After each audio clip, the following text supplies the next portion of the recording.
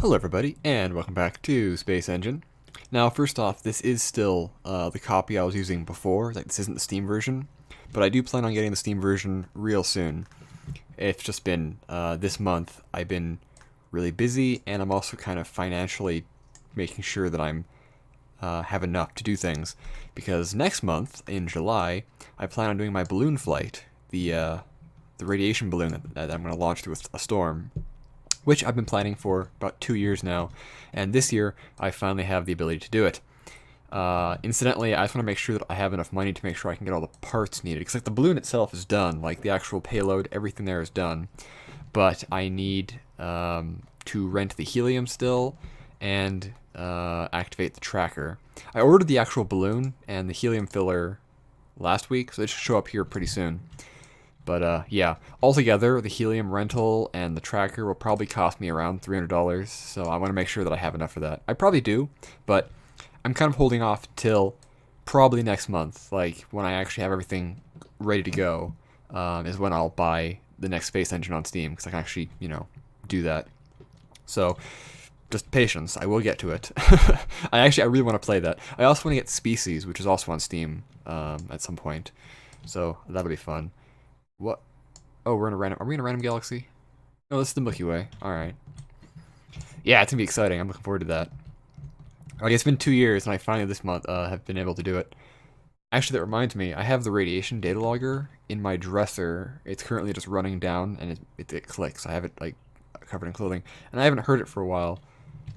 So I need to check to see if it's still doing its thing, because the battery should last for like a week, and I don't want it to do that. What I want to do is actually drain the battery completely and then charge it so it only has enough battery to last like a day maximum, because it stores information in flash data, and it's really dumb. It actually has a lot of stuff in it, like the display will turn. It has accelerometers, so like the display will turn when you move it. You can program it to do all sorts of things, but you can't program it to turn on and turn off at certain times, which is kind of dumb. So, barring making a little electronic switch for it, which I don't have the time or desire to do, I'm just going to drain the battery, charge it up. Ooh, there we go. 5 with life. Jesus Christ. I just want to charge it up so that it has enough power to run for like a day. And then just let it, turn it on, let it fly. And then if it's not found in time, it'll just turn off and save the data. Because it has like, I think a gigabyte of memory. So it can store quite a bit before it starts erasing data. But I just want to make sure it doesn't do that. So yeah, because I only have like one shot at this really, and I want it to go well. So I need to check on that. But the balloon is done. It's gonna happen. I need to make a new parachute for it because the parachute that I had, it's a fabric one from a rocket, and it's kind of, it doesn't slow it down fast enough. All right, so we have two gas giants, each with multiple life-bearing moons. Let's go there. Actually, yeah, so this one will fly hopefully this summer. Again, I'm aiming for a window sometime in July during peak thunderstorm season. But again, whether it flies or not is dependent on the weather, because there has to be a certain set of physical situations. There has to be a thunderstorm that isn't like a supercell, but also isn't like a really weak one. It has to be moving in the right direction from west to east, which they usually do from the mountains onward. Because if it blows to the west, it's going to go over to the mountains and I'm going to lose it. So I need to have it blow into the prairies. Uh, Wait a minute. Oh, no, we're here. Good. I'm not paying attention. So we'll see. I really hope it flies. If it doesn't, again, we can fly it next year. At least it'll be done. But if it doesn't fly, I'm probably going to fly a backup balloon just because I'll have the helium balloon anyways. I'm not going to waste that. So regardless, I'm going to be flying a balloon this summer. I'm just not sure. I really hope it's this one, though, because it's going to be fun. The payload consists of a camera and the data logger, so we'll actually get video from inside the thunderstorm, too. But I just want to check the radiation levels through the column. Like, the radiation will actually increase while it gets higher. That's just the nature of the atmosphere. But I want to see if I can get spikes from lightning, because lightning produces like broad spectrum EM, and that includes like radio waves and X-rays and even gamma rays. Of course, the more powerful lightning produces like gamma ray bursts, like terrestrial gamma ray bursts. I might not be able to catch one of those because they're pretty rare, but X-rays and radio waves and even just like electron flow I can probably catch in a normal thunderstorm. So I'm looking forward to that. All right, this is a moon. It's a cold Terra with life. It's marine. It's also abiogenic, so it's native to this world. It isn't. It isn't brought here. Mostly carbon dioxide, oxygen, sulfur dioxide, hydrogen sulfide. Ooh. Like propanes and ethanes and the other ethane groups that I always forget. One of these days I'll remember them. I can remember TV intros and entire TV episodes, so I can learn my organic chemistry. Water, argon, carbon monoxide, and krypton. Lovely. Let's go to the next one then, because I'm kind of curious, because there's 5 worlds we have to visit here. It's going to be good. I've also actually been meaning to make more videos this month, but I've been busy on game stuff. I got the last update for Go Outside Simulator done, and it was a fairly big update. It's not done yet, mind you. It's still, there's things I need to add. I'm actually making a new environment for it, which would be kind of fun. But, no, I've been working on other stuff like that. Alright, so this is panspermia. Alright, so this probably came from the aforementioned moon. So it's not local. Its atmosphere is actually very similar. Interesting. Actually, yeah, it's interesting. I've been working because I'm kind of bouncing back and forth between two projects because I started working on my next game project, which I said I wouldn't do until Go Outside Simulator was out of early access, but I'm actually really close to getting it out of early access already, and I've been wanting to just kind of take a break from that and work on my next project, which will be an actual game, mind you. All right, this is abiogenic. Ooh, okay, so we have 2 planets or 2 moons where life arose there. And one that was seeded. Atmosphere is again very similar. That's curious. So the life on this moon could have come from one or this one. Or, I guess it's less likely, but it could have come from one of these moons. Well, let's go find out, shall we? Yeah, I had multiple ideas for game projects. I'm gonna bounce back and forth between games and like this game and what I'm doing, by the way. But I had multiple ideas for different projects. One of them was like a C-Lab kind of Space Station 13 similar game, and I already have the map for it kind of laid out in 3D, but I haven't really started working on that yet. But I decided to go with one that I've been planning on doing anyways. It's gonna be more complex. It's gonna be actually quite large in scope, and will actually be a real game. But I started making components for that. So I've been 3D modeling starships actually, and they're quite fun. So very detailed though. I'm actually like taking time and effort to make them look pretty this time. And Go Outside Simulator was largely just like a test for fun thing, but from here on out, I'm actually making real stuff. All right, abiogenic. So this is natural, or I mean, this is local. It's an ice shell world, so. It's going to be, well, subglacial, obviously. And it's unicellular, so just microbes. You know, I was reading something about Europa, and the orange spots, or like the kind of like the ready spots on them, were actually made of sodium chloride. So it's salt. So Europa is salty. I wonder why. Someone probably made it mad. That's a dumb joke, I'm sorry. Actually, that also gives more indication, I guess you could say evidence that its ocean is interacting with a subsurface, like the actual surface, and that's important. If you have an ice shell moon like this, for example, this is also local, and the ocean is sandwiched between 2 layers of ice, then the water will be fairly inert. There won't be much going on there. But if the ocean water is interacting with a seafloor, then you have a very interesting chemical situation there. Like on Earth, for example, our oceans obviously interact with the Earth's crust at the ocean floor, and you have hot water vents, and even just the mineral exchange between the water and the rocks is very conducive for life. So, if you have an ice shell moon that has water pockets in the ice, there's less chance of you finding life in the isolated ice water than you would in the water that has interactions chemically with the actual surface. So that's just kind of cool. And this has been an interesting moon. So only one of them was panspermia. The rest were local.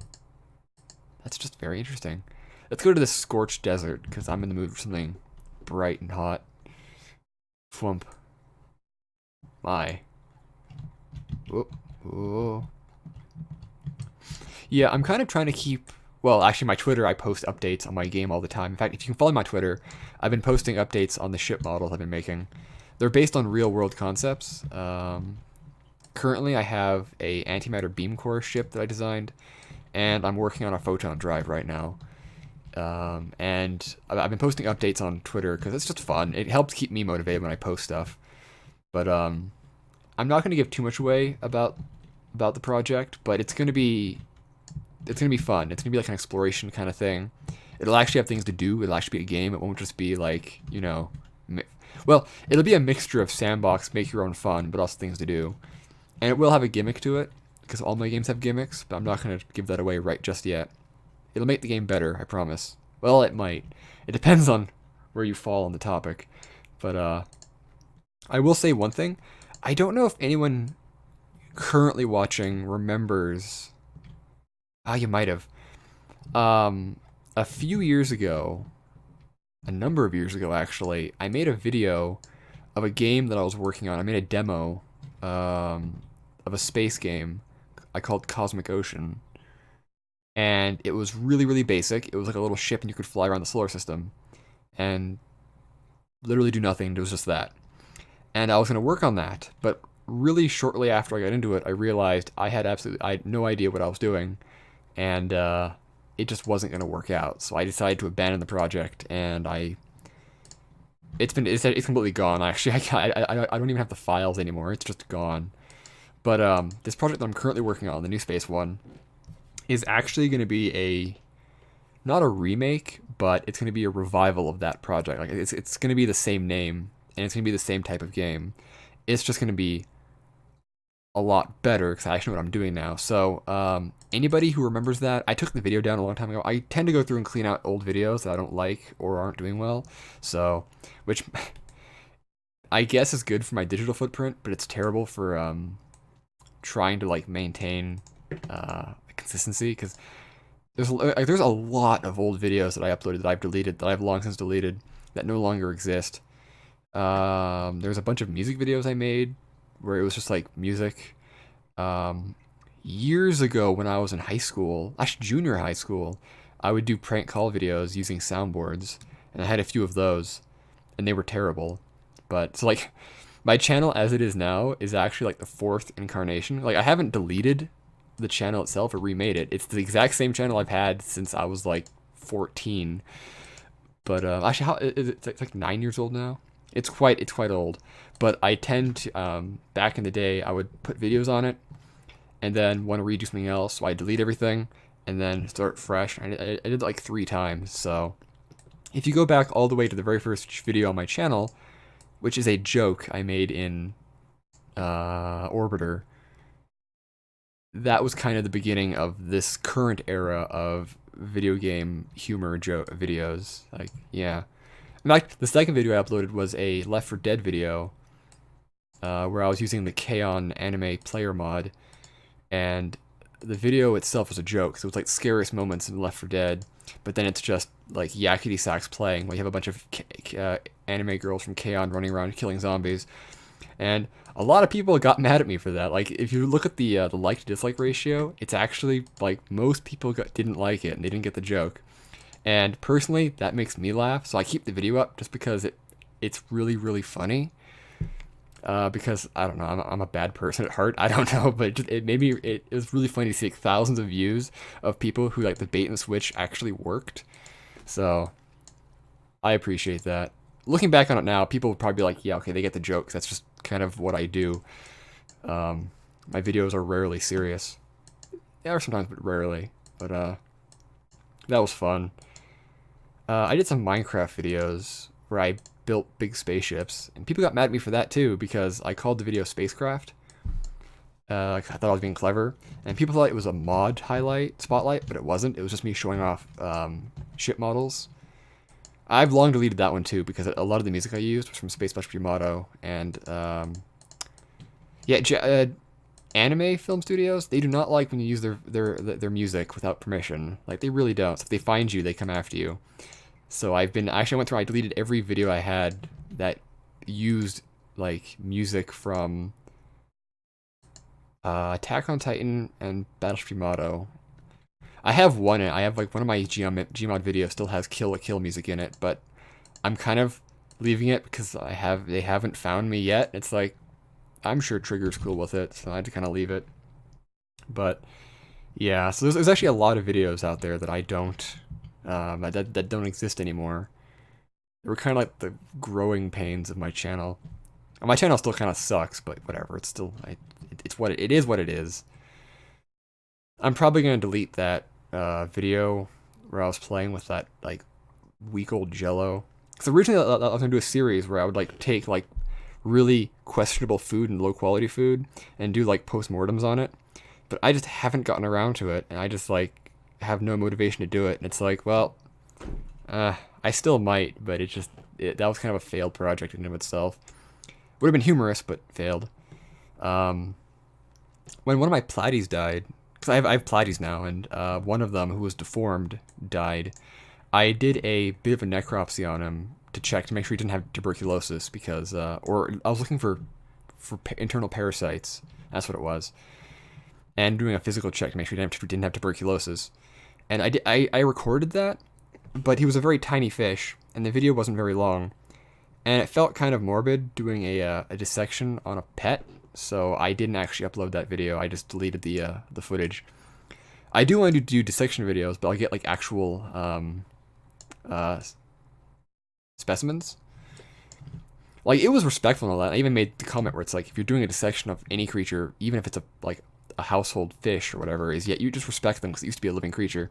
But I don't know, it just didn't feel right. Like when I was editing it, I was like, no, there is no educational value to this video, and it just doesn't feel right. So I just didn't do it. For the record, the fish did not have internal parasites or tuberculosis. He was just deformed from birth defects. So that was actually good news. Yeah, actually, he was one of the first 10 that I got. And he was skinny and had a curved spine, and fish tuberculosis can do that, which it isn't actually tuberculosis, it's a mycobacteria infection, which is the same kind of thing as tuberculosis. But, wait, does that have life? It's green. Hold the phone. But, no, I just had to, the planet itself does. But I just wanted to check to make sure that he didn't have, TB or internal parasites, because both of those can cause like the wasting disorder and like curvature of bones. And if he did have either internal parasites or tuberculosis, I would have to do serious work on the tank to ensure the population safety. And no, he didn't. He didn't have any internal parasites, and his colorings and scales were all fine. So it was just a birth defect. So he lived happily in my tank for a few weeks, because I was like, I'm not gonna put him down or anything. I'm gonna let him just live, because he was healthy when I got him. He just couldn't swim very well. But then one day he started hanging out near the bottom of the tank and he stopped eating, and it was like, all right, he's going now. But I'm actually quite happy, because if I had left him in the tank at the pet store, he wouldn't have gotten a good home and probably would have like died. So I gave him a couple weeks of happiness, which is always good. But now. I have 8 adult platies and about 26 babies. There's so many of them in that tank. It's just unfortunate. But I love my platies. Ooh, exotic unicellular. What's the atmosphere looking like? Mostly hydrogen. Shocking. Helium. Is that ammonia? CH4. Yeah, that's ammonia, isn't it? Or is it CH3? No, wait. It's more like it's CH. Yeah, that's ammonia, because it's a pyramid shape. The molecule, or is it CH3? I'm pretty sure that's ammonia. No, wait, that is not. I'm thinking of there's no nitrogen. Ammonia is nitrogen and hydrogen. It's NH3. That's what it is. So this is CH3. This is like an ethane. Wow, I feel really dumb, but I'm glad I caught that now and didn't have to like figure it out later. Wow, okay. Yeah, ammonia is NH3. So there's a nitrogen there. It's nitrogen and hydrogen. I should know that because I've been doing a lot of work with ammonia, or like theoretical work with ammonia for projects. Well, whatever. 20 minutes, so I guess I can end it there. Thank you all for watching. This was actually a good. This was actually kind of a good video. Just me rambling and thinking about my my channel, which is always kind of fun. If you have ideas for place for me to go next video, let me know. Someone asked me if Amuamua is in this, and I don't think it's in this version. It might be in the Steam version. When I get the Steam version, I'll for sure check, because that'd be kind of fun. But yeah, so thank you all for watching. I hope you all enjoyed, and space.